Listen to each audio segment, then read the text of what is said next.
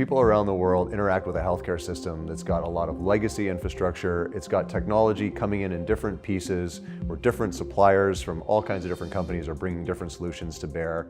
And you guys are both tackling the objective of bringing a better healthcare experience that we all share as consumers, consuming the healthcare system, and providers too. And Sachin, you're doing it from the inside out, reinventing the enterprise workflow inside the healthcare system. And Nicholas, with OnCall, you're doing it outside in, looking at an app that's consumer facing, and how do you abstract all that complicated infrastructure.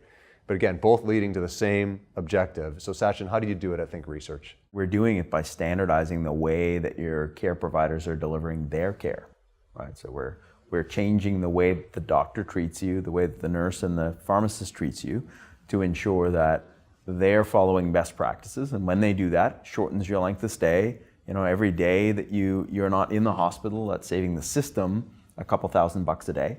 So the system then has more resources to put in the places that matter for the patient. And Nicholas, your solution, creating the app, how do you get the healthcare practitioners and payers using it efficiently? So I think it begins with technical support and making sure that patients with any sort of comfort level with technology are onboarded and made sure that they can access a virtual healthcare appointment comfortably, and also working with healthcare systems to make this technology fit with their workflow so that they're interacting with patients that they have access to their medical history, and basically the patient isn't just seeing a random healthcare provider that they've never met before. Well, you touch on something interesting there that you're both having to address, and that is consumer privacy concerns and insurance-related concerns and the related liability concerns. So there's a lot going on there. Sachin, how does Think Research address that overwhelming challenge in some respects? The system has its own ways of addressing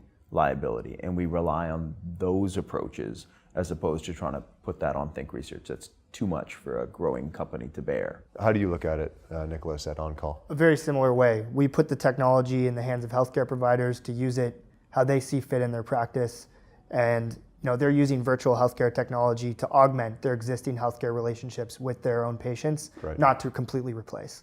So they're bound by their colleges or professional associations as they normally would be. These tools are like new channels for old delivery. Yeah. Right? You're not changing the fact that the patient still has to interact with the provider. Right? We're not talking about completely augmenting the decision making. Right, you're supplementing the decision making, and that you're providing the tools, so you can still rely on those old structures. And the healthcare practitioners see it as a big plus to bring this type of technology that you're both offering into the workplace that they're in, but it's hard to get it fully deployed, and there is just such an immense healthcare system. To get any kind of standardization is a real challenge. So how does Think Research look at standardization? It's getting better though. Yeah. I got to say, this is not 2010, this is not even 2015. You're seeing, like many other industries, that eventually their time comes, and then there's a period of fast, dramatic change. We're entering that right now in healthcare, right? And so you're seeing faster and faster adoption of technologies. The price of technology is dropping. So as a result, you're seeing a great deal of uptake.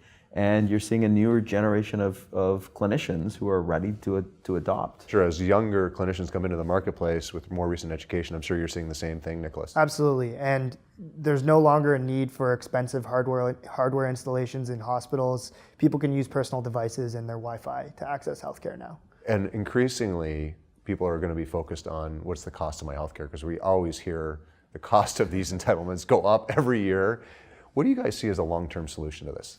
The things that we're doing are all pieces of the solution. At the end of the day, what you want to do is you want to pull things out of the acute system and start to put more care in the hands of the patient. When you do that, you're moving things from expensive parts of care to very inexpensive parts of care. If you take care of your own health at the end of the day, you're not going to move into the healthcare system in the first place. Right? So we've got to get to this concept of pre-care, of taking care of yourself better, and ultimately the tools that both companies deploy are again a piece of that, but this is a long-term journey.